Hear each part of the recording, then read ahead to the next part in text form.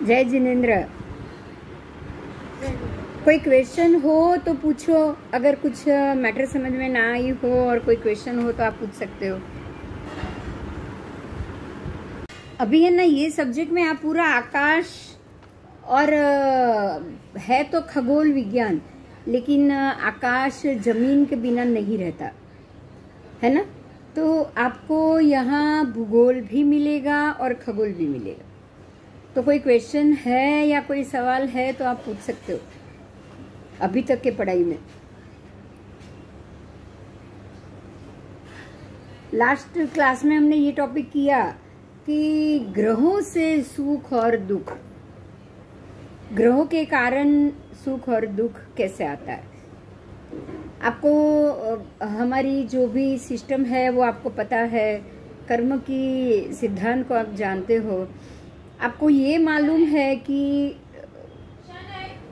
Result हमारे कर्म ही देंगे, लेकिन उसके लिए कोई ना कोई निमित्त जरूर बनेगा। ये आपको अगर पता हो तो मालूम ही होगा सबको कि आपको हमको हमारे ही किए हुए कर्म का फल मिलेगा, लेकिन निमित्त समय कब मिलना है, कितना मिलना है वो आपके कर्म के हिसाब से, कर्म के अधीन है। लेकिन कब मिलना है, कब वो होगा, कब उसका समय आएगा, वो कोई ना कोई निमित्त जरूर तय करेगा। बोलो हाँ या ना। अगर निमित्त बलवान नहीं होता ना, प्रबल नहीं होता ना, तो जब भी कर्म किया है तभी उसका हिसाब हो जाता। हाँ या ना, वो बताओ। अगर ऐसा होता कि कोई निमित्त ही नहीं होता, समझ लो कि कोई निमित्त का कारण ही नहीं होता, तो जब भी आपने अशुभ कर्म किया तभी उसका हिसाब हो जाता।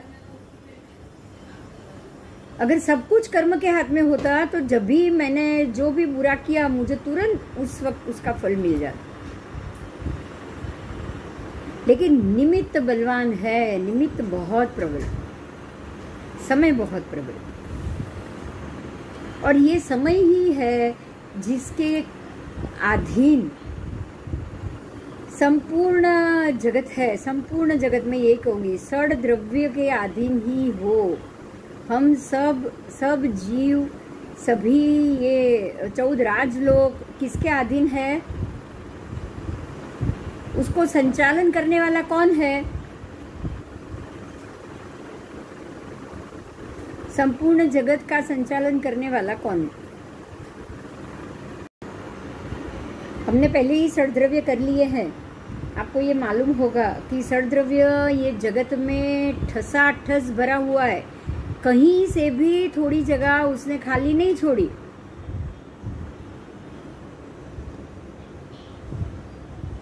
मेरा चलना उठना दौड़ना मेरे अंदर के पर्याप्ति के अधीन होगा, उसी के कारण होगा, लेकिन निमित्त कौन बनता है उसके लिए? कोई जवाब देगा?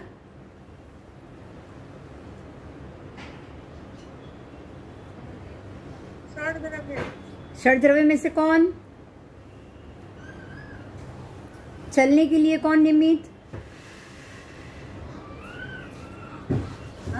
गतिशीलता और चलने में कौन निमित्त?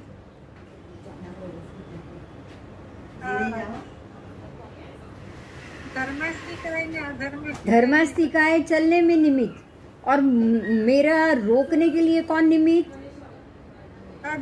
अधर्मास्तिकाय। और अगर मेरे प्राण चले गए तो यही धर्मास्तिकाय क्या एक डेड बॉडी को चलाएगा?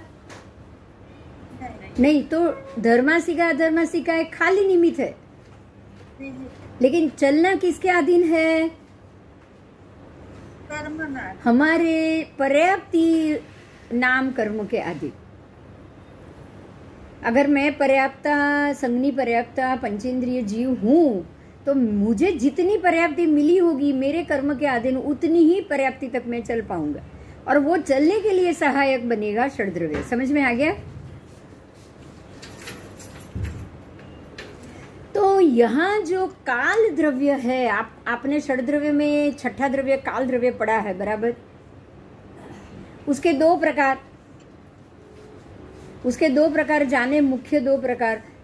एक प्रकार जो व्यवहारिक काल है वो कहाँ है? कुछ कुछ याद करो, धीरे धीरे याद आ जाएगा, बहुत मजे की बात है ये। निश्चय काल, व्यवहार काल, 2 काल हमने पढ़े। व्यवहार काल कहाँ चलता है? ज्योतिष चक्र। हाँ बिल्कुल बराबर, जहाँ चर ज्योतिष है वहां। व्यवहार काल का मतलब क्या है कि अभी व्यवहार में शाम का वक्त है, संध्या का समय, ये व्यवहार काल हुआ। हर एक सेकंड सेकंड का हिसाब, उत्सर्पिणी अवसर्पिणी असंख्य काल चक्र की गिनती ये व्यवहार काल ही करता है। समय से लेके, एक समय से लेके 20 कोड़ाकोड़ी सागरोपम तक का व्यवहार, और व्यवहार है ना। मेरे 60 साल खत्म हुए तो वो व्यवहार हुआ, ये व्यवहार हुआ। और निश्चय से तो जब तक मेरी आयु है तब तक तो मुझे जीना ही जीना है। तो व्यवहार काल, अब ये षड द्रव्य के बगैर तो ये संसार चलेगा ही नहीं, ये निमित्त ही षड द्रव्य है। देखो हम आज सिर्फ निमित्त की बात कर रहे हैं। अगर मुझे चलना है तो चलने के लिए निमित्त कौन? धर्मस्थिका है। अगर मुझे रुकना है, बैठ जाना है, चुप हो जाना है, कोई भी गति नहीं करनी है, उसके लिए निमित्त कौन? अधर्मस्थिका है। अगर मेरी उम्र 60 से 61 हुई, 65 हुई, 70 हुई, तो उसके लिए निमित्त कौन? ज्योतिष चक्र, व्यवहार काल, चर ज्योतिष, चर बोलना है आपको। ज्योतिष चक्र भी 2 है, चर और स्थिर। तो चर में ही ये व्यवहार घूमेगा। व्यवहार काल को समझना बहुत जरूरी, बहुत इजी है, आपको समझ में आ गया है, पर शब्द में, हमारी जबान पे ये शब्द आना चाहिए। रोज की जो भी गणना हुई, कल हो गया, आज जो है वो कल, आने वाले कल के दिन ये व्यतीत हुआ हो, भूतकाल माना जाएगा। तो भूतकाल, भविष्यकाल, वर्तमान काल ही व्यवहार काल, बराबर। निश्चय काल में ऐसा कुछ नहीं होने वाला। तो हमें यही समझना है कि ये षड द्रव्य एक ऐसे निमित्त है जिनके कारण हर एक जीव अपने अपने कर्मों के हिसाब से आधि, व्याधि, द्रव्य हानि, कलह आदि सारी चीज, झगड़ा, प्रेम, जन्म, मरण, सब उत्पन्न करता रहता है। प्रत्येक जीव जब तक वो मुक्त नहीं होता है, बराबर। तो हमारे ये सारे कर्मों के भोगने में निमित्त कौन बना? चर ज्योतिष चक्र, ये सारे ग्रह। तो ग्रह आकाश में घूम रहे हैं, और ये सारे जीव जंतु कहाँ बसे हुए हैं? पृथ्वी पे। सिर्फ तिर्यंच और मनुष्य पृथ्वी पे, बाकी एकेंद्रिय तो हर एक जगह पे है। आप उसमें भी देखो, जाति देखो, जो पृथ्वी में नहीं है, जमीन पे पैर रख के नहीं खड़े हैं, वो सारे एकेंद्रिय हुए जीव। सारे एकेंद्रिय, वायु का है, अप का है, तेऊ का है, ये सारे एकेंद्रिय जीव है। जो हवा में है, हवा में भी अगर घर्षण हो जाएगा वो आज्ञा प्रकट हो जाता है। अगर 2 चीज टकराए और घर्षण हो जाए तो आग उत्पन्न हो जाती है। हवा में भी होता है ये। जहां जहां जो योनि होगी वहां वहां उसकी उत्पत्ति हो जाएगी। ये योनि बहुत अच्छे से समझना है हमें। आपको वहां बद्रीनाथ, केदारनाथ, हिमाचल प्रदेश के अंदर ठंडे पानी, ठंडे बर्फ की जगह में गर्म पानी का कुंड मिलता है। कोई सरप्राइज नहीं है, कोई साइंस नहीं है उसमें। आप साइंस ढूंढने भी मत जाना, क्योंकि वहां पे जो जल अपकाय की योनि उत्पन्न होने की, योनि की जो जगह है वो उष्ण जीव के योनि की जगह है, और कोई कारण नहीं।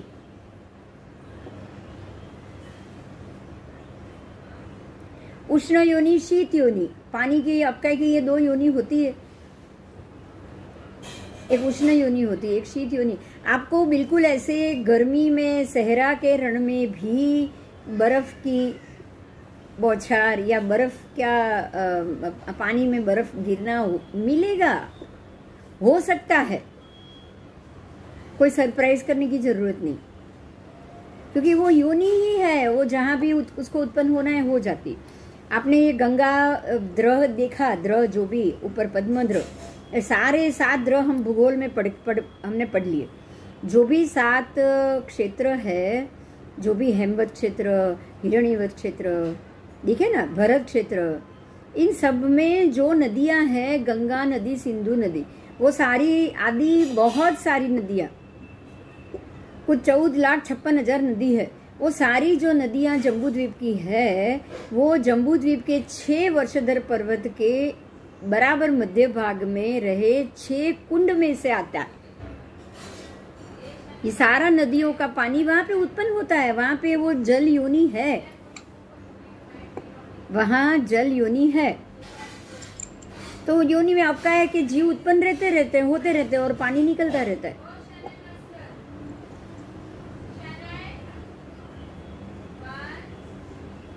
तो ये स्थिति है कि जो जीव को जहां उत्पन्न होना है वो वहां पहुंच ही जाता है, क्योंकि वो अपने कर्मों के अधीन, वो लोग अपने अपने कर्मों के अधीन। तो अपने अपने कर्मों के अधीन वो जीव वहां पहुंच जाएगा, उसको अपने कर्मों के हिसाब से फल मिलेगा। तो ये 14 राजलोक में पूरे जहां जहां भी ये जो जीव है, जीव प्राण उसको कहा गया, उसको भूत कहा गया। आपने ये शब्द आगे सुना होगा इसी बुक में। उनको भूत, प्राण, जीव, सत्व सब कहा जाता है। तो ये सारे जीव अपने अपने कर्मों के अधीन जहां भी उनको कर्म भोगना है वो जगह पर जाके जन्म ले लेते हैं, और उनको अपने अपने कर्मों के अधीन समय और निमित्त को उत्पन्न करने में काल द्रव्य सबसे ज्यादा महत्वपूर्ण होता है। षड द्रव्य तो है ही, उन जीवों में अगर चर है, वो त्रस है, तो उनका घूमना, उनका रुक जाना, ये सारा धर्मासिका अधर्मासिका के अधीन होगा। अगर एक कीड़ी भी होगी तो उसको घूमना है, तो उसको धर्मासिका चाहिए, लेकिन उधई होती है ना, उधई अपने आप बढ़ती है वो, पर जन्म नहीं होता है उसका चलना नहीं है, वो त्रस नहीं है, उधई त्रस जीव नहीं है। उधई चल के एक जगह से दूसरी जगह नहीं होती, वो अपनी जगह पे उत्पन्न हो जाती। ज्यादा भेज, अगर आपको ये पता होगा, अगर घर बहुत दिनों तक बंद रहे और भेज हो, बारिश ज्यादा हो और दीवारों में से भेज और सब इकट्ठे हो जाए ना, तो उधई तुरंत हो जाती, क्योंकि वहां पे उसके जन्म के योग्य योनि उत्पन्न हो गई, उसको ऐसा वातावरण मिल गया। तो वातावरण देने वाला कौन सा द्रव्य? षड द्रव्य में से भी कौन सा? अभी आपको है ना, धीरे धीरे सभी द्रव्यों के कार्य को समझना है। ये वातावरण उत्पन्न करने वाला कौन सा षड द्रव्य?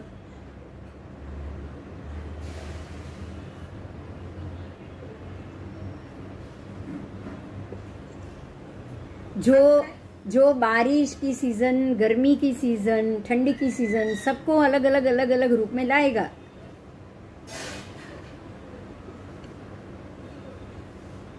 सूर्य लाता है ना सब।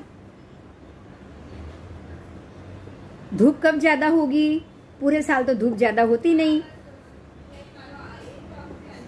कौन से महीने में धूप तेज होती है? वैशाख महीने में सबसे ज्यादा होती है, बराबर। और आर्द्रा नक्षत्र में प्रवेश के बाद बारिश शुरू होती है कि नहीं? आम क्यों बंद हो जाता है? क्योंकि भेज उत्पन्न, हाँ, भेज उत्पन्न होने के कारण जीव उत्पत्ति हो जाती है आम में। आप आद्रा के बाद अगर केरी आम लाओगे और काटोगे तो मालूम पड़ेगा, अच्छे से अच्छा बाहर से दिखने वाले आम के अंदर से भी कीड़े निकलते। ये आपको पहले नहीं मिलेगा, आद्रा नक्षत्र के पहले नहीं मिलेगा ये।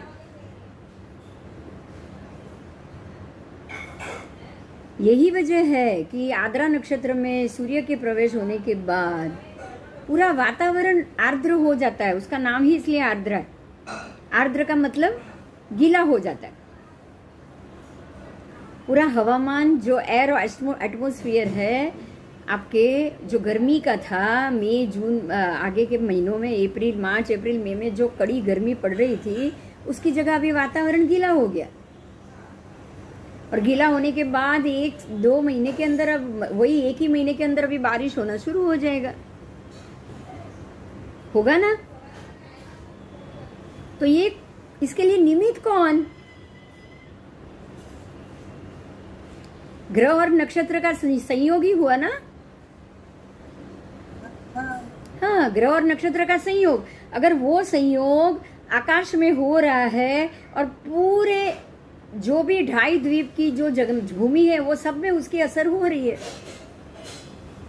बाहर तो कुछ होगा नहीं ऐसा 2.5 द्वीप के बाहर तो, क्योंकि चर ज्योतिष नहीं है वहां। सारे कल्प वृक्ष मिलेंगे आपको, एक इंद्रिय के वृक्ष मिलेंगे, लेकिन हमारे यहाँ 2.5 द्वीप के अंदर आपको कोई रत्न के वृक्ष नहीं मिलेंगे। मिलेंगे बोलो? नहीं मिलेंगे। जीव भी सड़ने गलने मरने वाले जीव पुद्गल शरीर के साथ मिलेंगे। अब समझ में आ रहा है? ये पुद्गल सड़न गलन वाला शरीर पुद्गलास्ति का है। अब ये भी षड्द्रव्य है, हमने पढ़ लिया। ये पुद्गलास्ति का है, क्यों 2.5 द्वीप के अंदर ही रहता है।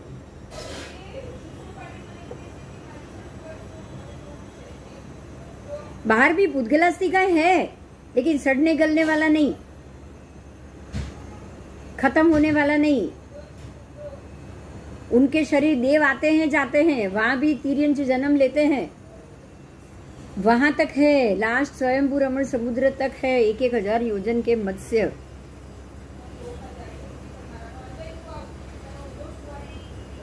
लेकिन ये हमारे मत्स्य जैसे नहीं है।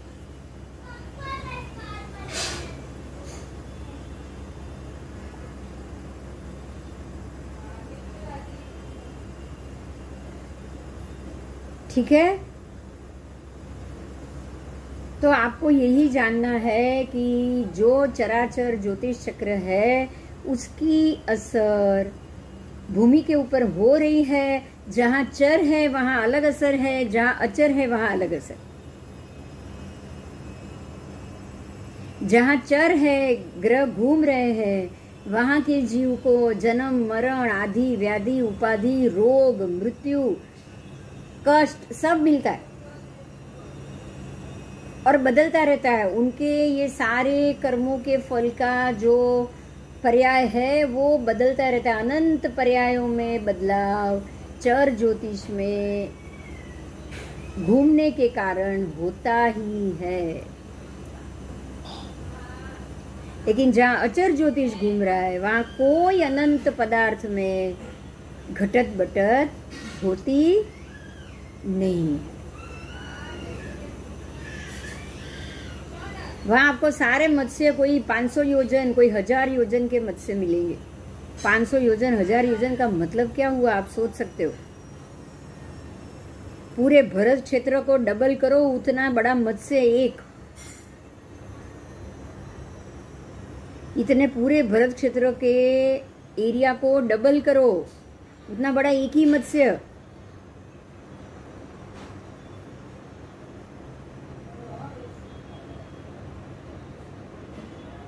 आप ये समझ सकते हो कि इतना बड़ा मत्स्य कितनी लंबी आयु जिएगा और कितने बड़े बड़े और मत्स्यों को खाएगा वो। अब ये कहां जाएगा? समझ में आ रहा है? ये निकला ही 7वीं नारकी से होगा। समझ में आ रही है मेरी बात? ये जीव स्वयंभू रमण समुद्र के 1000 योजन का मत्स्य जो बना है वो जीव निकला कहां से होगा? मनुष्य में से गया होगा, तिर्यंच में से गया होगा।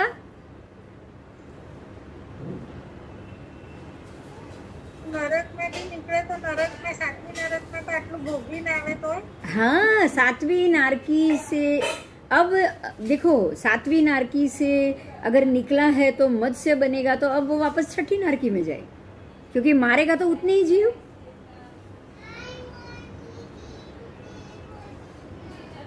तो પછી આટલા બધાને મારે તો પછી એ પાછો સાચી મારતા નથી? पाछा नहीं, अब घटेगा ना। देखो अब तो ये कर्म भोगने के लिए आया है, उसके पास और कोई चारा तो है नहीं,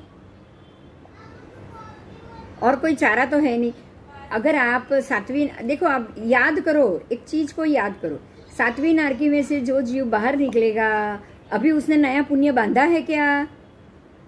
नहीं, नया पुण्य बांधा नहीं है।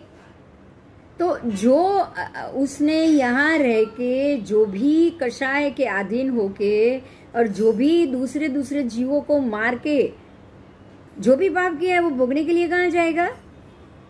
तिरिंच में ही जाएगा ना। जाए तो પછી પાછું તો એનું તો ચક્કર જ ચાલ્યા કરશે।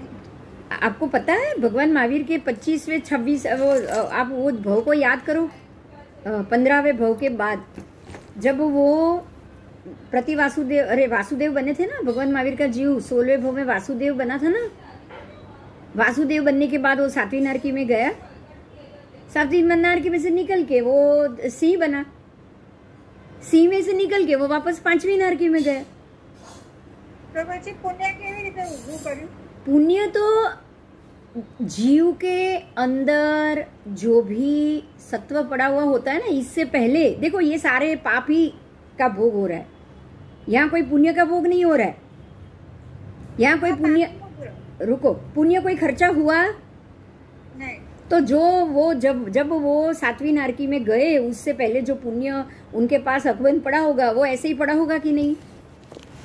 તો પછી આ લોકોને પુણ્ય નહીં હોય? કોઈ સાતમી નારકી જઈને પાછો? सातवीं नारकी में आप कौन सा पुण्य बांधोगे? समझ सकते हो, आप कोई पुण्य बांधने के लिए जा रहे हो, સ્ટોકમાં ના પડ્યું હોય? जरा स्टॉक में पड़ा हो, लेकिन नया तो नहीं बांधोगे ना। और नरक, सुनिए, नरक में से जीव कभी भी देव तो बनेगा नहीं। अगर मनुष्य बन सकता है, मनुष्य भी बनेगा तो कहाँ जाएगा? वो ही जाएगा मनुष्य में, जैसे श्रेणिक राजा जाने वाले। अगर नारकी में जाने के बाद आपके सम्यक दर्शन अकबंध है तो ही आप मनुष्य में जाओगे, नहीं तो तिर्यंच में ही जाना पड़ेगा, देव तो बनोगे नहीं।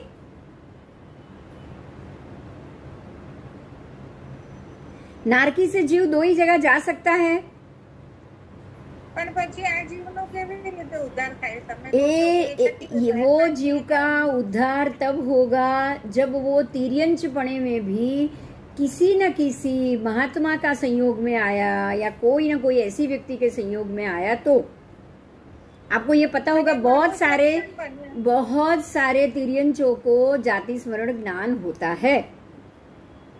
हाँ, आपको ये उदाहरण मालूम है ना, वो एक मत्स्य बार बार एक प्रतिमा जी को देख देख कर वापस आता था और उसको भी जाति स्मरण ज्ञान हुआ। तो ये तो उसका जो सिलक में पड़ा हुआ पुण्य है वही काम आया ना। उसको पुण्य कौन सा काम आया? पहले जब मनुष्य था, मंदिर का भगवान का दर्शन दरवाजे पे सिर लग ना जाए इसलिए बचा के भगवान की मूर्ति रोज देखता था, वही याद आया ना उसको। तो पुण्य तो आप अपने कर्मों को, पाप कर्मों को भोगते जाओगे तब उसका नंबर भी आना ही आना है। जो अंदर पड़ा है, जो अंदर पड़ा है उसका, भगवान महावीर स्वामी के जीव को भी सम्यक दर्शन चला गया था, इसलिए यहाँ वो घूमे वापस। सब द्विज ब्राह्मण में गए, यहाँ गए। आपको पता है 15वें भव के बाद वापस उनको सम्यक दर्शन कब मिला? तीर्थंकर नामकर्म कब बंधा? 25वें भव में। तो 10 भव तक तो आए गए कि नहीं? हुआ कि नहीं? अब जब सिंह बनोगे तो कहाँ जाओगे वापस? मत्स्य बनोगे तो कहाँ जाओगे भाई? और वो भी स्वयंभू रमण समुद्र का 1000 योजन का मत्स्य, कहाँ जाएगा जीव?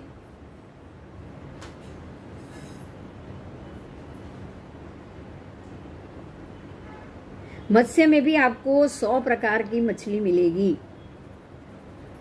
एक मछली ऐसी होगी जो नीचे से जाके वनस्पति या ये सब भी खा के आती है कि नहीं आती है? और एक दाना खाते हैं वो। आप एक्वेरियम की फिश को देखते हो कि नहीं? वो क्या खाती है? दाना। आप अगर घर में कुत्ते बिल्ली पालते हो कि नहीं पालते हो? जो भी पालते हैं वो कुत्ते बिल्ली अगर किसी जैन के घर में आ गए तो क्या होगा? अपने तिर्यंच में जाने के बाद भी, मेरे घर में थी ऐसी 3 बिल्ली आई थी, बच्चे आए थे, बिल्ली के अवतार में जाने के बाद भी उसने किसी मक्खी तक को नहीं मारा है और आलू प्याज तक नहीं खाया है। इसको आप क्या कहोगे? तो ये पुण्य हुआ ना, अंदर पड़ा हुआ पुण्य ही जागा है ना। किया हुआ कोई भी छोटा सा पुण्य आपकी आत्मा पे अगर लग जाता है ना, तो वो आपको ऐसी सभी पाप कर्मों के भोग के बाद भी, उसके उपरांत भी आपको सद्गति दिलाता है। आप चंड कौशिक की बात याद करो। पहले वो साधु थे 3 भव पहले, उसके बाद वो खेडूत बने, उसके बाद चंड कौशिक बने और सबको मारना, धुतकारना, डंक मारना, कितने कितने जीवों की हत्या की, लेकिन जाति स्मरण उसको भी हुआ। पुण्य उसका भी काम आया। पहले के जो साधु के भव में जो बांधा था वही काम आया।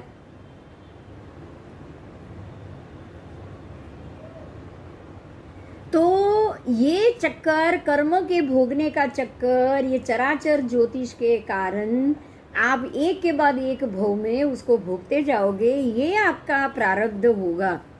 आपने जो कर्म बांधा है उसी के हिसाब से आपको आगे के नसीब में ऐसे ऐसे भव मिले। लेकिन साथ में जो पुण्य किया है वो पुण्य आपको पुरुषार्थ करने में बहुत ही मदद करेगा। मेरी बात समझ में आई अभी? क्योंकि अंदर जो संज्ञा पड़ी होगी ना, अंदर पहले से ही, अगर आज मैंने ये संज्ञा डाल दी कि मुझे किसी भी जीव को नहीं मारना, ये संज्ञा अगर मैंने अंदर डाल दी ना, तो मैं अगर बिल्ली के भव में भी गई ना तो भी मैं किसी को भी मारूंगी नहीं।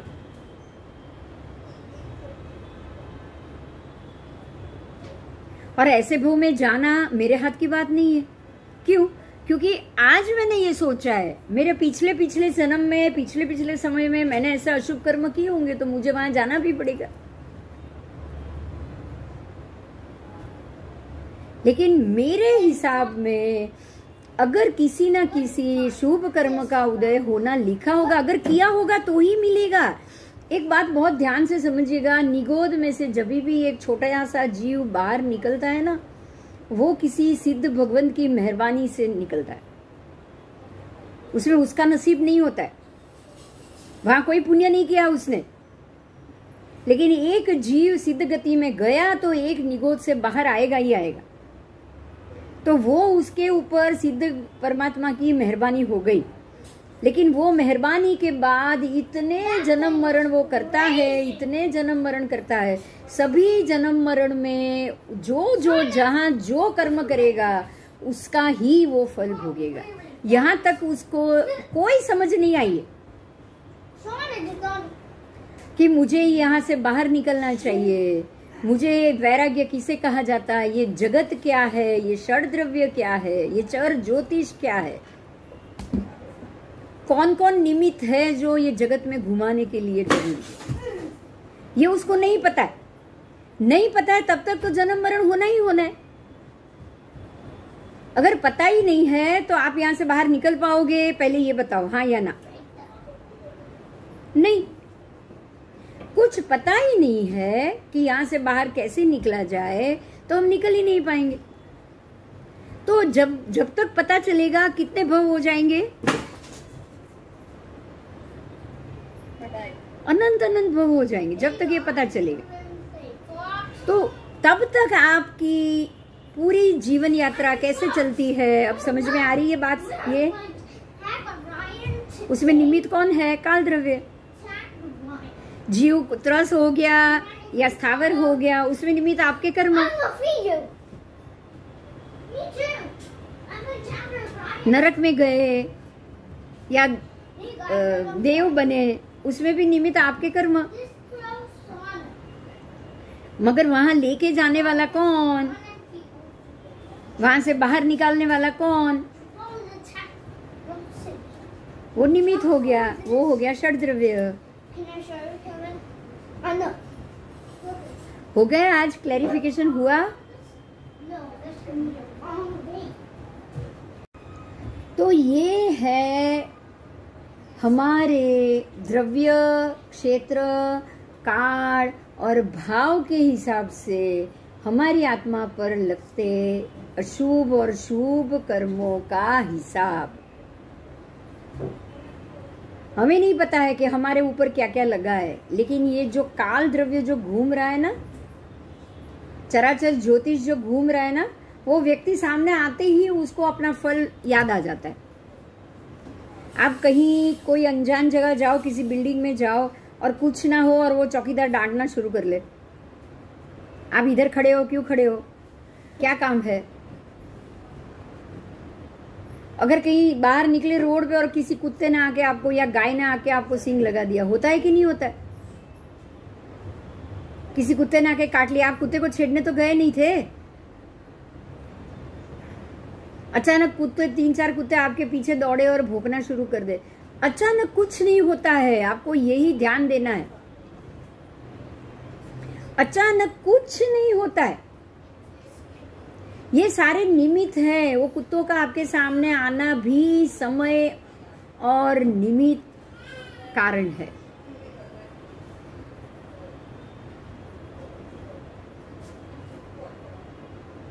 और ये निमित्त कारण लाने में आपके जिम्मेदार आपके कर्म और जो चर ज्योतिष का जो समय है वो काल द्रव्य।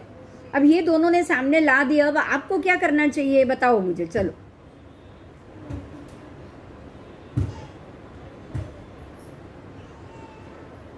ये समय और काल द्रव्य ने आपके कर्म का भुगतान शुरू कर लिया है। अब आपको क्या करना चाहिए?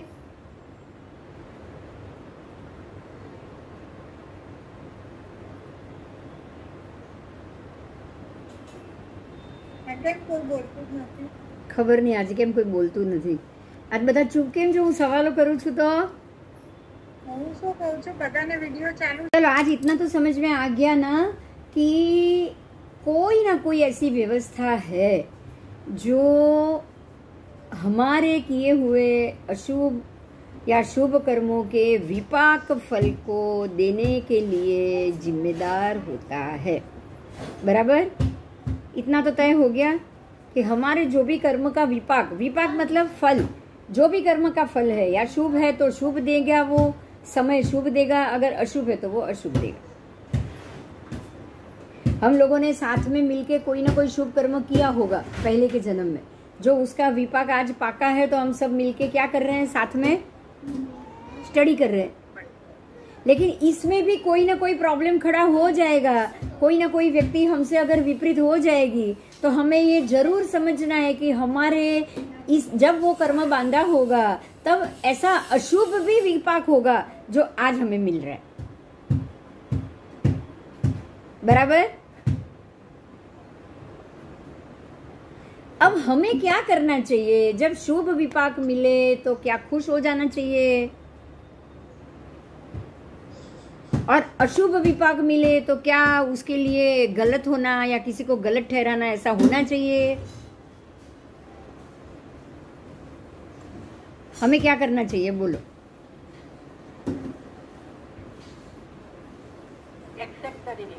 हमें बिल्कुल न्यूट्रल हो जाना चाहिए, बिल्कुल न्यूट्रल, कि जो खुशी का समय मिला है उसमें भी हमें यही समझना है कि अब यही चीज ऐसी मजबूत हो जाए कि आगे आगे आगे समय में भी ऐसे ही अच्छा कार्य या ज्ञान का कार्य, हमारा ज्ञान यज्ञ आने वाले जन्म में भी चालू रहे। चाहे फिर हमारे दूसरे कर्मों के विपाक का फल में हम कहीं भी जाए, हम तिर्यंच में जाए या हम नरक में जाए, लेकिन अगर हमने ये सोचा होगा ना कि ये ज्ञान यज्ञ चालू होना चाहिए, तो आपको ये मालूम है कि समवसरण में भी एक तिगड़ा तिर्यंच के लिए होता है कि नहीं होता है?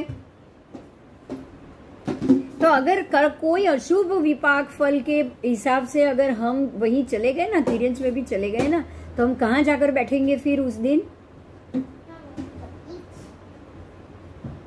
अगर ज्ञान यज्ञ अंदर चालू रखा तो हाँ, अगर भीतर में ज्ञान की भूख, ज्ञान जानना है, ज्ञान को अच्छा लगाना है, तो आप कहाँ जाओगे तिर्यंच में भी? उस समवसरण में जाके बैठोगे।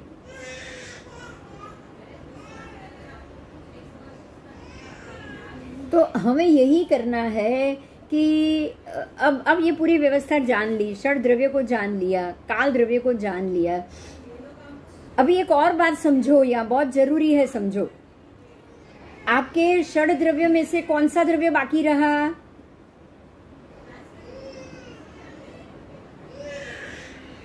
देखो, प्राण आ गया, मतलब जीवास्तिकाय आ गया, जीव आ गए सब, आकाशास्तिकाय बाकी रहा। जीवास्तिकाय आ गया, पुद्गलास्तिकाय आ गया, धर्मास्तिकाय आ गया, अधर्मास्तिकाय आ गया, काल द्रव्य आ गया, पांचों आ गए। अब बाकी कौन रहा? आकाशास्तिकाय। तो आकाशास्तिकाय का आपने कहाँ उपयोग किया है?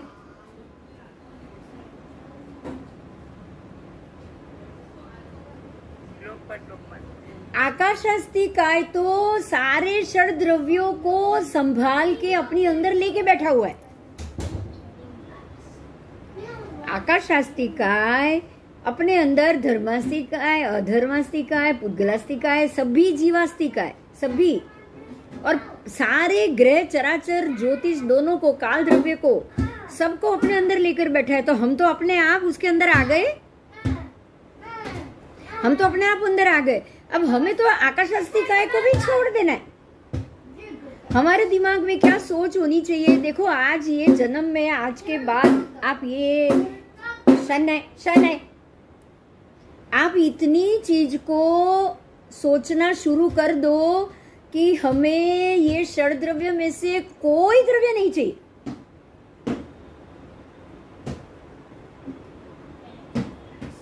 आप, ये ज्ञान है, ये एक प्रकार का आत्मज्ञान है।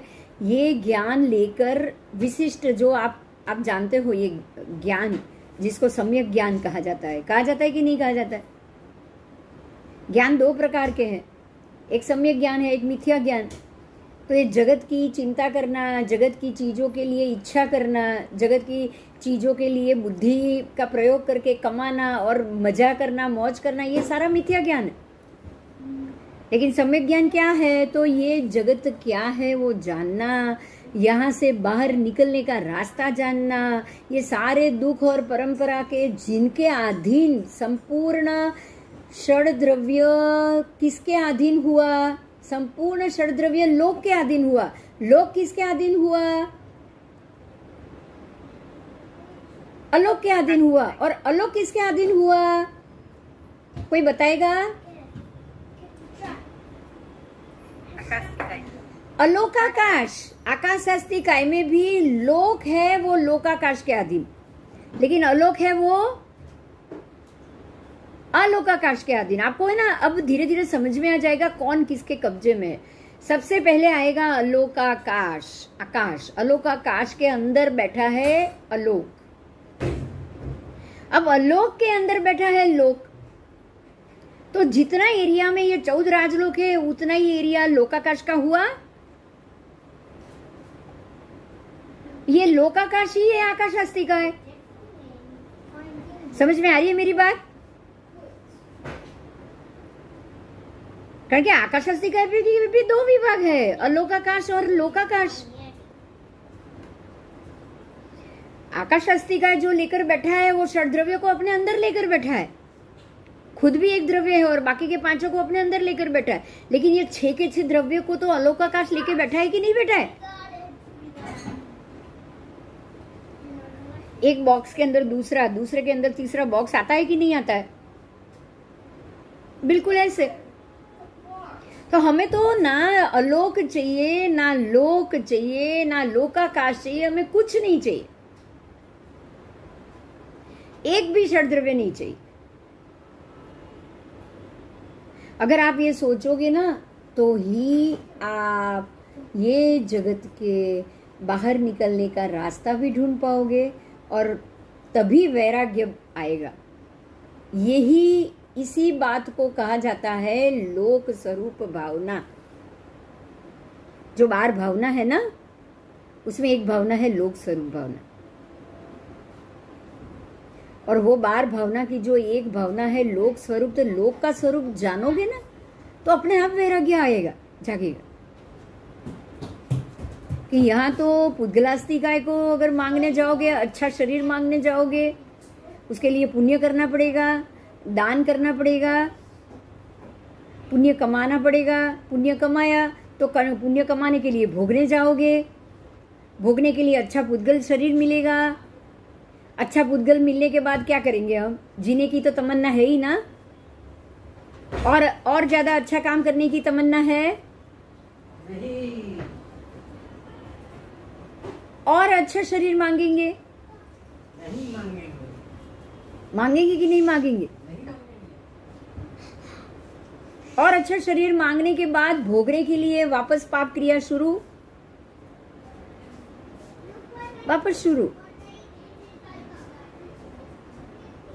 तो जो वो भोगने की क्रिया वापस शुरू हो गई तो वासुदेव, प्रति वासुदेव बढ़िया से बढ़िया शरीर मांगने के बाद ये सारे त्रिसृष्टि सला का पुरुष के जीव करते क्या है? पुण्य भोगने में ही पाप चढ़ जाता है, किसी को मालूम ही नहीं पड़ता है। पड़ता है भगवान का जीव वासुदेव बना, सिर्फ शक्ति मांगी ना, एक गाय ने उड़ा दिया तो शक्ति मांग ली। ऐसी शक्ति नहीं मांगी कि मैं सिर्फ गाय का ही सामना कर पाऊं। भगवान कोई बात नहीं, मुझे ऐसा शरीर दे ताकि मेरे को कोई गाय ऐसे उड़ा ना जाए। उतना ही मांगा होता तो परंपरा से बच जाते ना, इतनी लंबी बचते कि नहीं?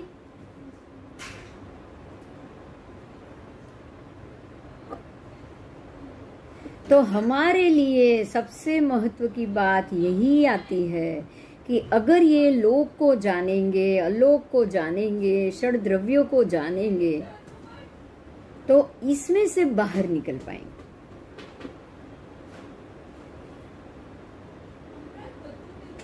और बाहर निकलना सोचो बस, फिर धीरे धीरे धीरे धीरे सारे नए कर्म, नए पुण्य ही बंद करना है, नया पुण्य कर्म ही बंद करना है। आपको ये पता होगा कि जो भी वैराग्य आता है ना, जिनको ये लोक से बाहर निकलना है ना, वो सारे अक्रिय बन जाते हैं, निष्क्रिय और अक्रिय। निष्क्रिय बन जाएंगे। बनेंगे कि नहीं बनेंगे? महात्मा सारे निष्क्रिय बनते हैं कि नहीं बनते हैं? 5 महाव्रत लेकर क्या करते हैं वो? नहीं तो चलो आज अमेरिका जाए, कल लंदन जाए, बहुत से लोगों को प्रतिबोधित करो, पुण्य ही बनेगा ना उससे? बनेगा कि नहीं? बहुत सारी जगह जाए और मांसखमण कराए, बड़े बड़े तप कराए, अनुष्ठान कराए, तो पुण्य बढ़ेगा कि नहीं बढ़ेगा? क्या इतना पुण्य बंद चाहिए?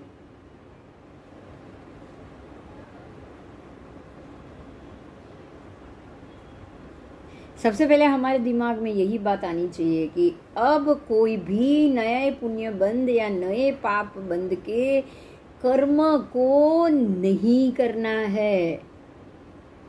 बिल्कुल अक्रिय हो जाना है, निष्क्रिय हो जाना है। अगर आप अक्रिय हो गए, निष्क्रिय हो गए, तो ही ये चराचर जगत की एक भी षड्द्रव्य की असर आपके ऊपर नहीं हो पाएगी।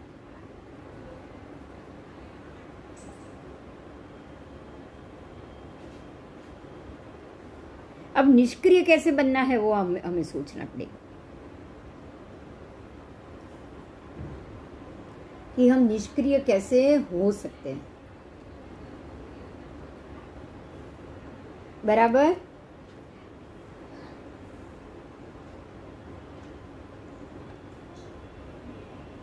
होना आसान है कि नहीं है निष्क्रिय, ये बताओ पहले। हाँ, आपको लग रहा है कि निष्क्रिय होना आसान है?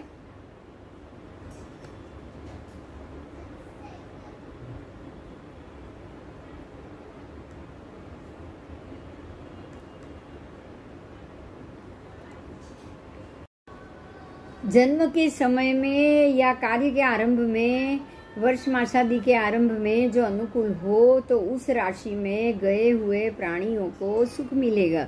अगर ग्रह अनुकूल मिले तो सुख मिलेगा, ग्रह प्रतिकूल मिले तो पीड़ा का कारण बनेगा। ठीक है, तो ये हमारे कर्म के हिसाब से हमें ऐसे ऐसे समय में जन्म मिलता है।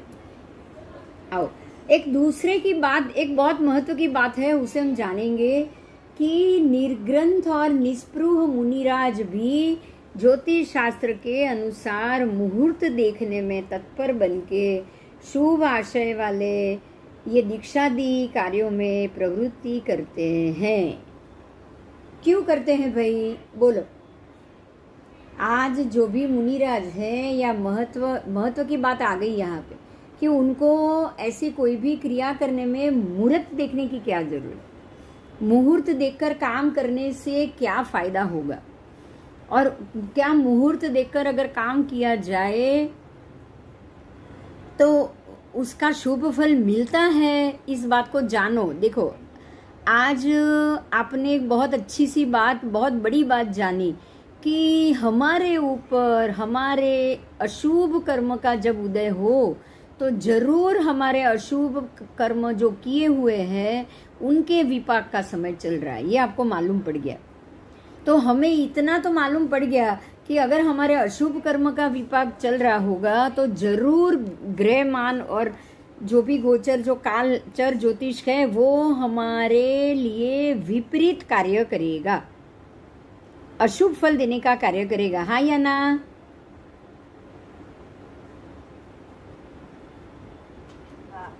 हाँ, तो हमें अब अगर अच्छा काम, नया काम कोई शुरू करना है या कोई भी अच्छा काम शुरू करना है तो क्या हमें उसको ऐसे ही अशुभ काम या अशुभ समय देखकर अगर हम शुरू करेंगे तो क्या हमें अच्छा फल मिल पाएगा?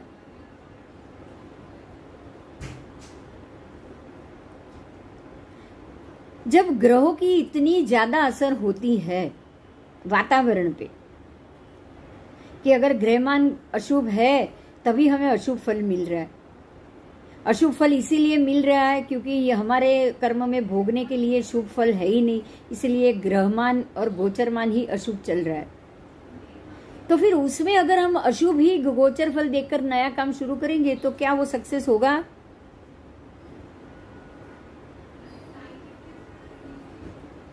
तो यहाँ पे ये बात आती है कि गोचरमान या अच्छा मुहूर्त देखकर अगर कार्य किया जाए तो उसका फल जरूर शुभ होता है। हाँ या ना?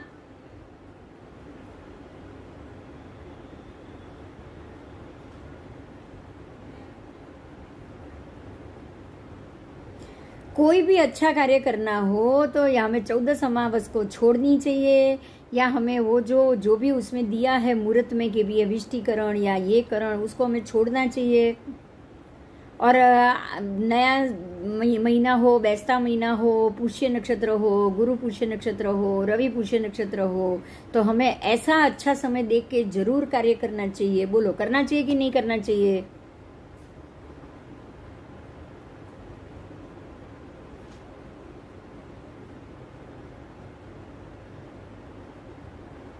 और ऐसे ही अच्छे समय को लेकर और देखकर नया कार्य किया जाए और वो भी अच्छा कार्य किया जाए, ऊपर से अच्छा कार्य किया जाए तो फल कैसा रहेगा सोच सकते हो आप?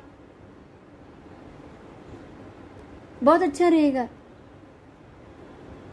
यही कारण है क्योंकि गोचर ग्रहों की और ग्रहमान की, चर ज्योतिष की इतनी ज्यादा असर है शुभ विपाक फल के लिए भी और अशुभ विपाक फल के लिए भी, कि हमें हर एक चीज शुभ विपाक शुभ समय में देखकर अगर हमने शुरू की तो वो शुभ विपाक फल देना ही उसको पड़ेगा। समझ में आया? बहुत सिंपल लॉजिक हो गया आज, कि हमें अगर अच्छा अच्छा काम करना है तो अच्छा समय देखना ही पड़ेगा। आप कोई भी समय कोई भी अच्छा काम शुरू करोगे तो वो ठीक बात नहीं। प्रत्येक अच्छा काम करना है, अच्छे मुहूर्त में करोगे तो वो सहायक ही होगा। वो आपके अच्छे कार्य के, अच्छे शुभ कार्य के शुभ विपाक फल देने के लिए जरूर सहायक होगा, अगर आपने अच्छा मुहूर्त और अच्छा समय देखा है तो। अगर आप ये पढ़ना शुरू करना था, जब भी ये पढ़ाई शुरू करनी थी, अगर हमने उसको पंचक में शुरू किया होता तो कब का अब तक बंद हो चुका होता कि नहीं हो चुका होता? 5 बार शुरू करना पड़ता कम से कम, तब ये शुरू होता। तो कोई लिंक हो पाती थी क्या किसी की भी? ना। तो अच्छे कार्य को अगर आप वृश्चिक राशि में नीच के चंद्र में शुरू करते तो भी क्या होता? तो भी नहीं चलता था। आज अच्छे कार्य में शुरू किया था, मुहूर्त देख के कुछ था, अगर आपको किसी को याद हो तो मैंने बोला था 15 या 13 मार्च के बाद मुहूर्त अच्छा है, अगर आपको याद आए तो 15 दिन निकाल दिए थे उसके लिए, अच्छे मुहूर्त के लिए। तो आज वो हेल्पफुल हो रहा है ना? कितने भी प्रॉब्लम आए निकल जाते हैं। तो यही कारण है कि कोई भी कार्य अच्छे समय अच्छी चीज देखकर अगर किया जाए तो ये आपको जो भी षड्द्रव्य है वो षड्द्रव्य अच्छे निमित्त का उत्पादन करने के लिए बहुत उपयोगी हो जाता है। हमारा आशय शुभ हो जाता है, हमें मिलने वाले फल शुभ हो जाते हैं। आओ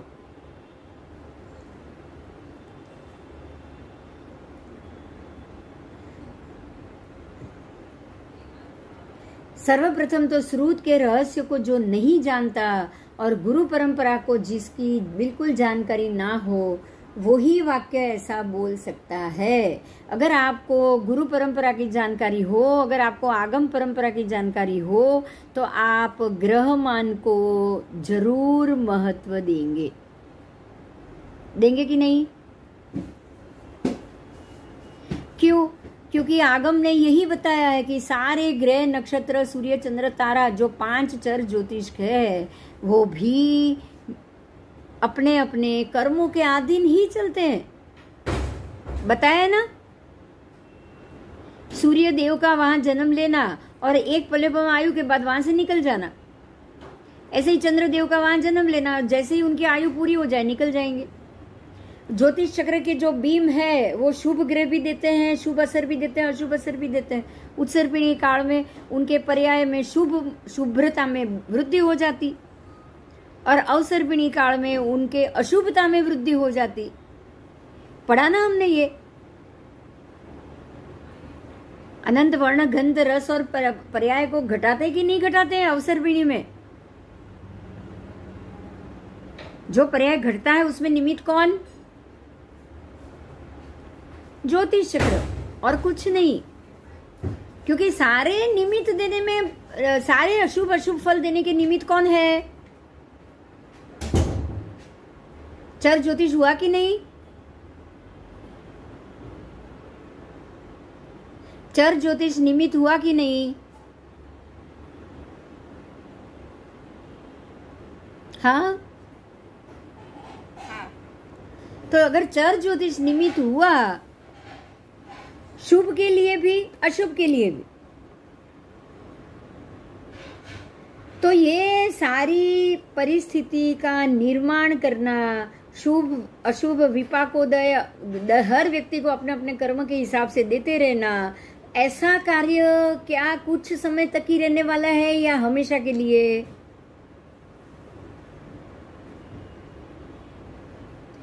ये व्यवस्था हुई कि नहीं हुई? मुझे एक एक जवाब चाहिए। समय के लिए। ये व्यवस्था है तो कुछ समय के लिए या हमेशा के लिए? समय के लिए। जीव की अपेक्षा कुछ समय के लिए, लेकिन जगत की अपेक्षा से हमेशा के लिए। इसीलिए भगवान ने कहा है कि ये जगत, ये लोक पहले भी था, आज भी है, कल भी रहेगा। षड द्रव्य पहले भी थे, आज भी है और आने वाले कल में भी रहेगा। ये सारे शाश्वत पदार्थ है। एक जीव की अपेक्षा ये अशाश्वत हो गया, क्योंकि एक जीव यहां से अगर मुक्त हो गया था, अब उसको ये सबसे कोई लेना देना नहीं है। लेकिन बाकी सारे जगत के जीवों को तो होगा कि नहीं होगा?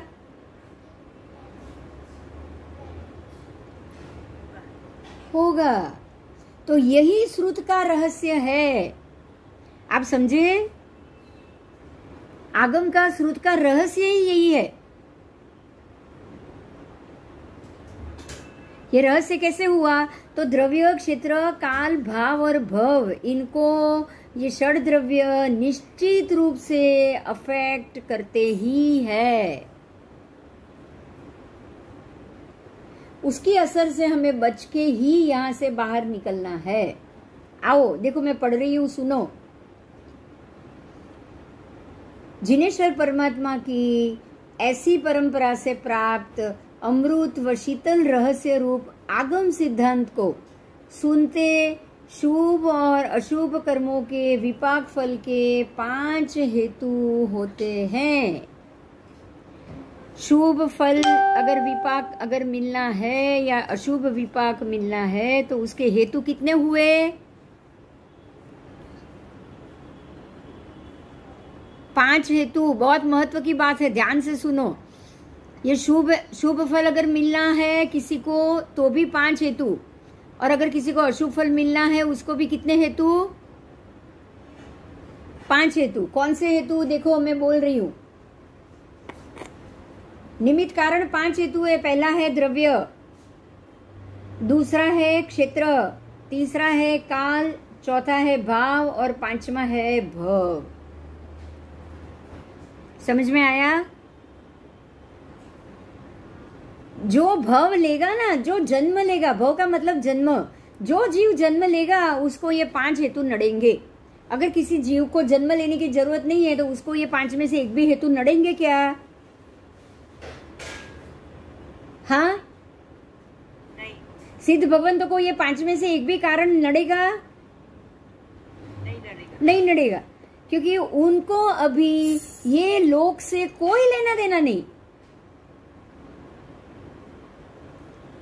समझ में आया?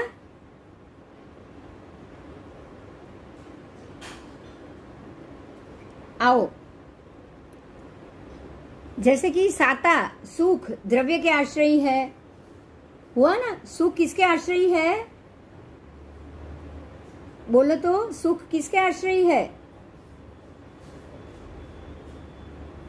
द्रव्य के आश्रयी। अगर सुख चाहिए तो शरीर को अगर आराम मिला तो सुख होता है कि नहीं होता है? शरीर को बढ़िया सा खाना मिला, बोलो सुख तृप्ति होगी कि नहीं होगी?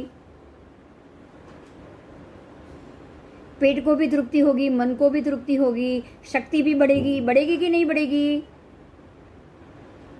हाँ, बढ़ेगी। बढ़ेगी। तो ये जो कारण है वो कौन है?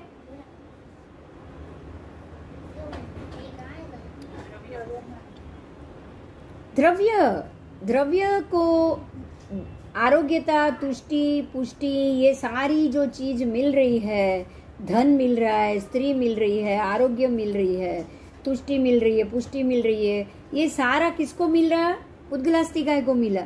अब आओ आगे, मान, सम्मान, ये किसको मिला? अपमान, दुख किसको मिला? ये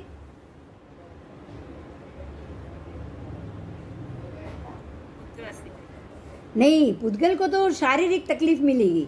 मान सम्मान शारीरिक नहीं है।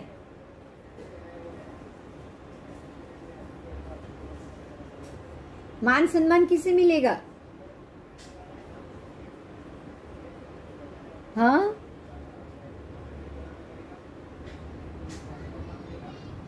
मन को मिलेगा ना। मान सम्मान से खुशी किसको मिलती है बताओ? जी मन को मिलती है ना। तृप्ति किसे मिलती है? मन को मिलती। तो मन को तृप्ति मिले उसके लिए आप किसको बोलोगे? किसको बोलोगे? कौन सा षड्द्रव्य में से कौन सा द्रव्य आएगा यहाँ? जी जीवास्तिका है। बहुत अच्छी बात है। संसारी जीव को मिलती है। जो जीव कर्मों के अधीन घूम रहा है उसको मिलती है। सिद्ध के जीवों को कोई किसी को भी अपमान की चिंता होती है बताओ? सिद्ध का जाके वहां पे लोक में जाके या लोक के बाहर निकल के कोई अपमान करके आएगा? आ सकता है? नहीं आ सकता। तो जो जीव जन्म मरण ले रहा है उसको मान अपमान की चिंता होगी। तो ये मान अपमान रूप जो कर्म भोगना है वो जीवास्तिका को भोगना है। अच्छा, अब संबंध अमुक कुछ जन्म तक या कुछ भव घूमना है। अगर मान लो कि किसी को पता चले जैसे कि गौशाले को अनंत भव तक उसको घूमना है, अनंत भव तक गौशाले को अनंत भव तक घूमना था, तो ये जो अनंत भव तक की जो परंपरा थी उसकी घूमने की, उसके लिए कौन जिम्मेदार? काल द्रव्य।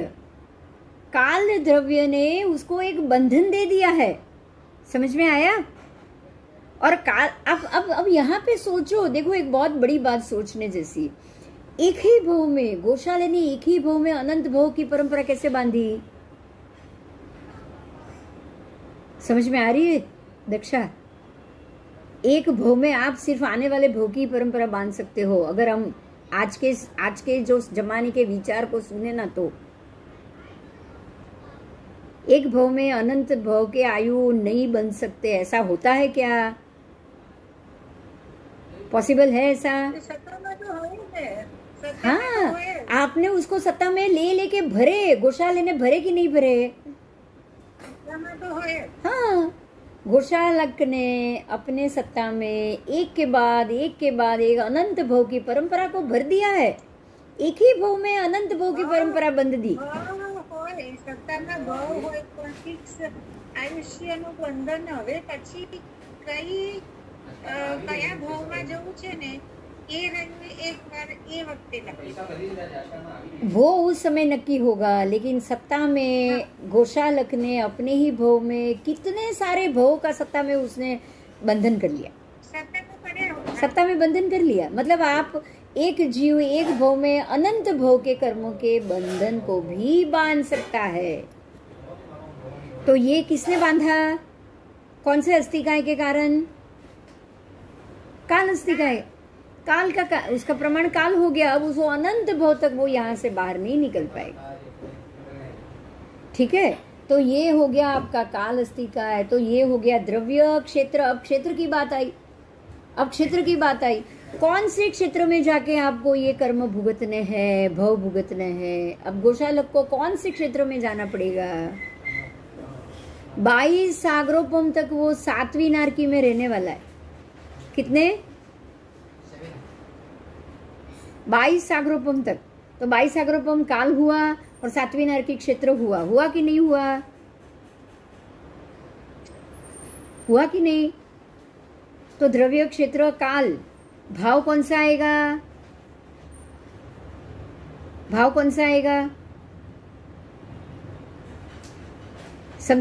सम्यक दर्शन आएगा क्या? हाँ। समकेती जीव है वो? गौशालक के भाव में तो नहीं है ना। जब आएगा तब आएगा ना। तो भाव उसके कैसे हैं, परिणाम कैसे हैं? नहीं तो अगर अच्छे होते तो परमात्मा तीर्थंकर परमात्मा महावीर स्वामी को तकलीफ पहुंचाता? किसी भी जीव को पहुंचाता? हाँ, अशुभ ही चल रहा था। जब उसने कर्म के बंद किए ना, तब तो बिल्कुल अशुभ ही चल रहा था।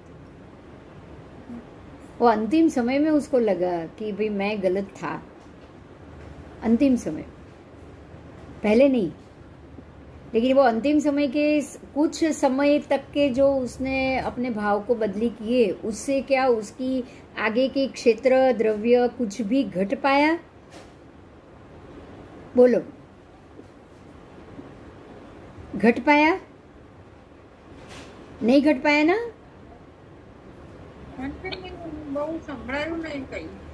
देखो, बात चल रही है गौशालक की, बात चल रही है गौशालक की। उसने जो अपने पूरे जीवन काल में अशुभ जो जो कर्म बांधे, 22 सागरोपम की नरक में वो गया, ये सारी चीज जो उसने कर्म किए उस हिसाब से उसको भोगना है। उसने सिर्फ अंतिम कुछ दिन में ही उसके अंदर बदलाव आया और उसने प्रायश्चित किया कि मैंने ये गलत किया। लेकिन मैं ये पूछ रही हूँ कि सिर्फ अंतिम कुछ दिन के भाव परिवर्तन से क्या उसके आगे के कर्म बदली हुए? हाँ,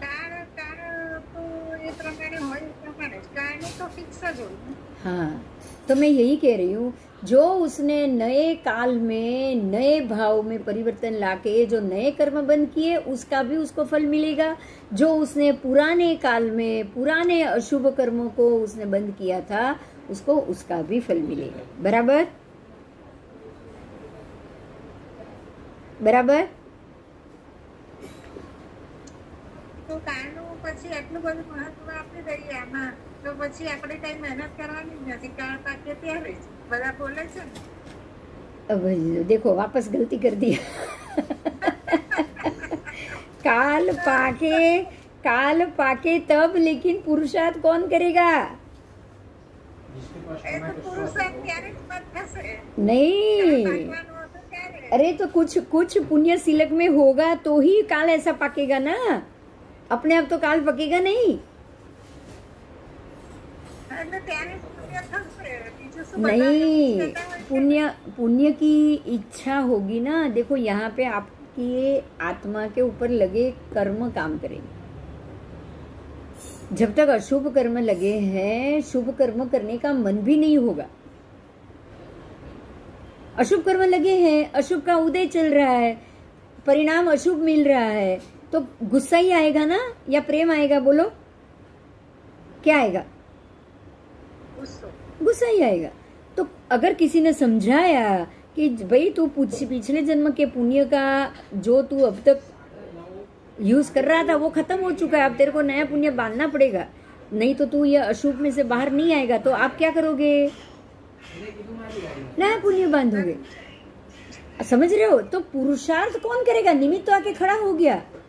पुरुषार्थ कौन करेगा, कब करेगा, ये कौन तय करेगा?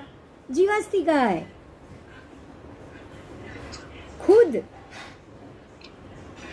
जीवास्तिका खुद ये तय करे। मतलब ये हो गया। अब यहाँ पे समझना है सबसे महत्व की बात, चाहे कितना भी काल विपरीत चल रहा हो, जीवास्तिका ने अगर एक बात ठान ली कि नहीं, अब मुझे कुछ भी हो जाए मैं शुभ पुरुषार्थ करूंगा ही करूंगा, तो उसे कोई रोक सकता है? बताओ।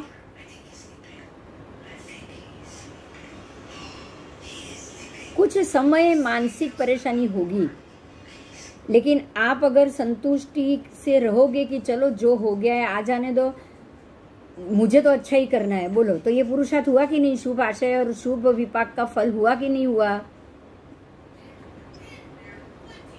हुआ ना? और ये कब होगा? मनुष्य के भोग में आओगे तब, संगनी पंचेंद्रिय बनोगे तब, उससे पहले तो बिल्कुल नहीं।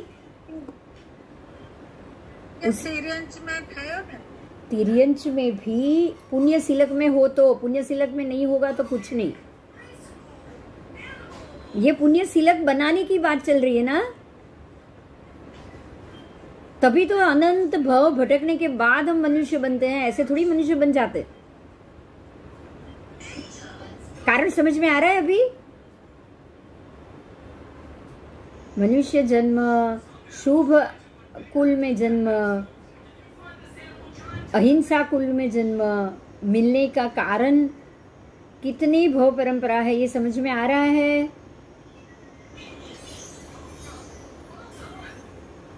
ऐसे ही नहीं मिलता है। जो सामान्य भव मिले होंगे उसमें शुभ आशय, शुभ पुरुषार्थ किया होगा, तभी ये हो पाया, तभी आपके सिलक में पुण्य पड़ा है और आपको अच्छी जगह अच्छी चीज मिली। अगर इसी को कायम नहीं रखा, साथ में नहीं रखा, तो क्या होगा? वापस वही जीरो से घूमना। तो घुमाने में कौन सा द्रव्य, घुमाने में, वापस जीव को घुमाने में कौन सा द्रव्य काम आएगा? काल द्रव्य। और घूमने में से बाहर निकालने में कौन सा द्रव्य का पुरुषार्थ चलेगा?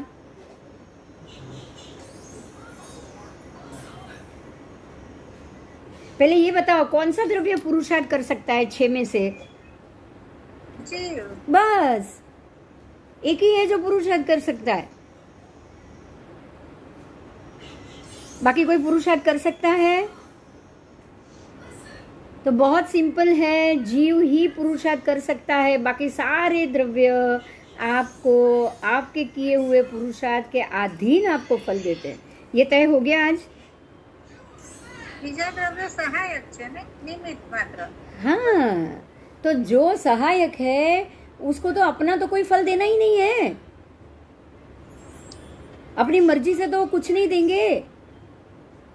तो जो सिचुएशन है वो बदलने वाला कौन?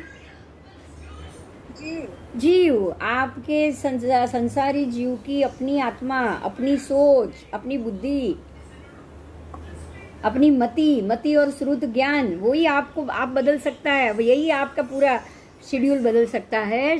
बाकी के अस्तित्व सिर्फ सहायक, लेकिन इसमें से बाहर नहीं निकाल सकता। बराबर क्लियर हुआ आज? ये बताओ पहले।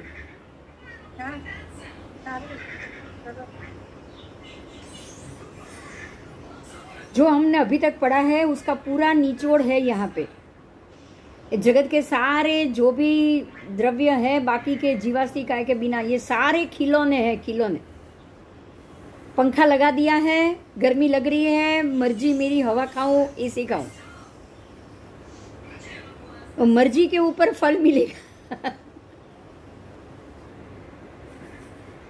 ये तो सारे सहायक है बस।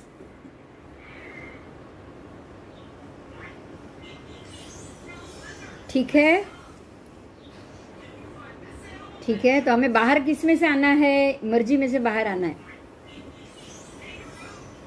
मर्जी के हिसाब से हम नहीं चल सकते।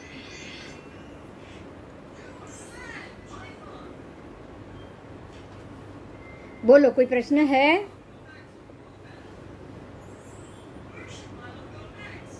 अच्छा, टॉपिक बहुत अच्छा है।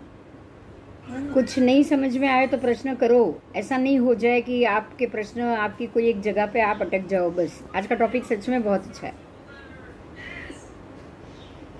षड द्रव्य, हमें बांधने वाला कौन, हमें यहाँ से बाहर निकालने वाले हम खुद, कोई नहीं आने वाला, कोई और नहीं आने वाला।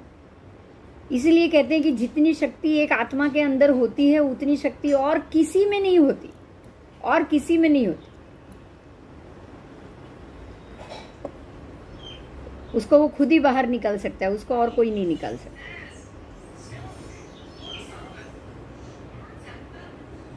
समझ में आ गया ना आज ये मुद्दा? बोलो, कोई प्रश्न है तो बोलो।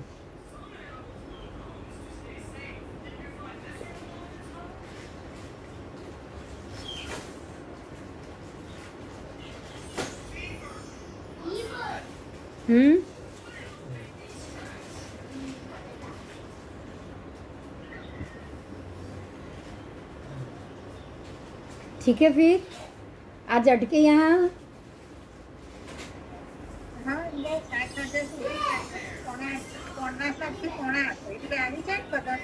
हाँ, बस बस आज टाइम बरोबर છે।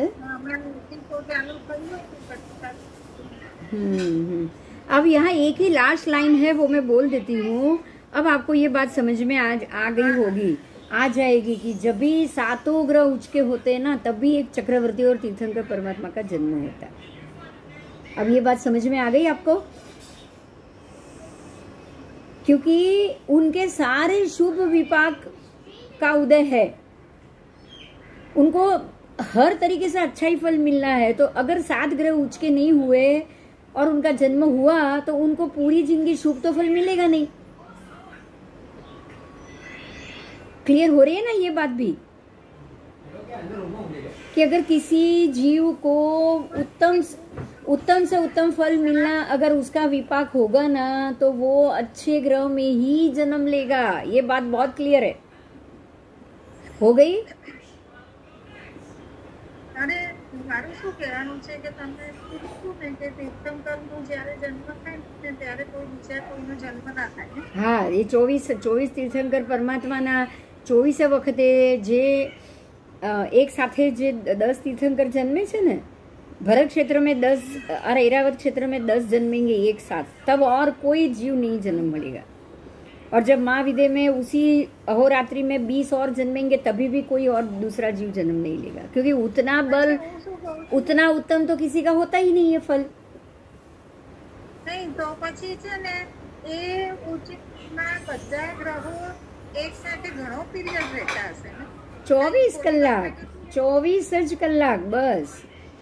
आज रात 12 बजे नहीं, आज रात 12 बजे भरत क्षेत्र में सारे ग्रह उच्च के हुए, तो बराबर आज रात 12 बजे यहाँ भगवान के जन्म हुए, और बराबर यहाँ दोपहर के 12 बजेंगे, तब रात के 12 महाविदय में बजेंगे, बस तब जन्म हो जाएगा। तो 12 ही घंटे में हो गया सब। समझ में आया?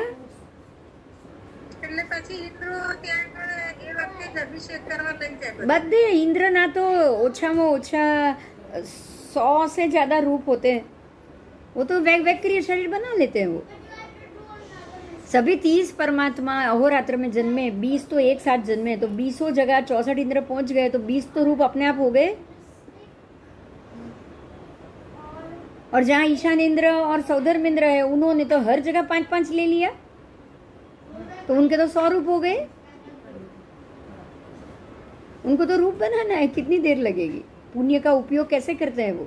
हर एक परमात्मा के जन्म में पहुंच जाते हैं, हर एक जगह हाजिरी।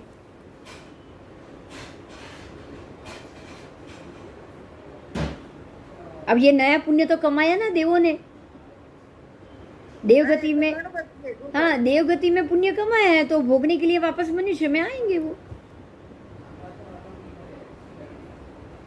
पुण्य पाप अपने आप बढ़ता रहता है, उसी के कारण हमें जन्म मरण लेने पड़ते हैं। आपको ये ध्यान देना है। तो ये जन्म में ये दुकान बंद कर देनी है, ताला लगा देना है कि मुझे कोई नहीं पुण्य चाहिए, नहीं पाप चाहिए, बिल्कुल निष्क्रिय हो जाना है। समझ में आ रहा है? ये पूरा एक ये सिस्टम है, यही स्टेप है ऊपर वैराग्य की तरफ बढ़ने का। वैराग्य का मतलब क्या? सब जगह से अपने आप अपनी इच्छा राग का निकाल देना। वैराग्य, राग को बाहर निकाल दिया है, उससे बाहर आ गए।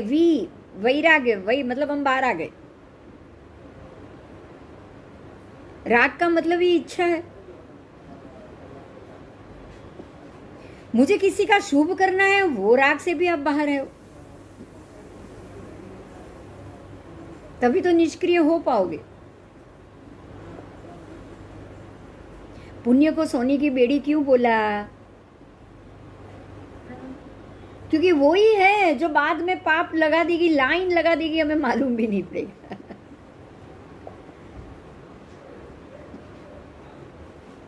छोटा सा पुण्य करने की इच्छा कर लिया, उसके बाद कितनी परंपरा बढ़ जाएगी मालूम नहीं। बराबर बराबर। आज मजा आ गया, मुझे भी बहुत मजा आ गया।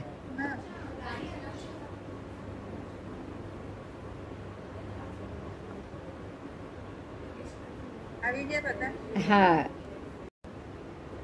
अभी अगले क्लास में बात होगी। जय जिनेंद्र। बुधवार को क्लास रहेगा शाम 6:45 बजे।